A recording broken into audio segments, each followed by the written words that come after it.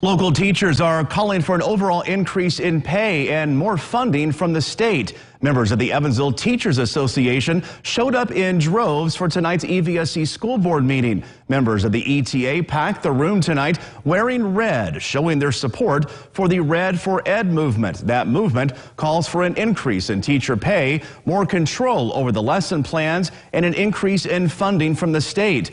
One retired teacher says that she was overworked and underpaid when she worked for the EVSC, and it drove her into early retirement.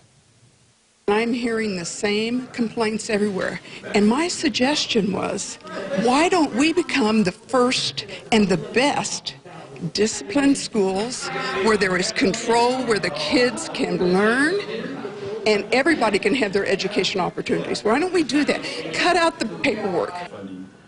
Currently, the EVSC is at a deficit of $87.8 million compared to if state funding had adjusted for inflation since 2009. The teachers and members of the school board are urging the public to take part in the Red for Ed rally on November 19th in Indianapolis.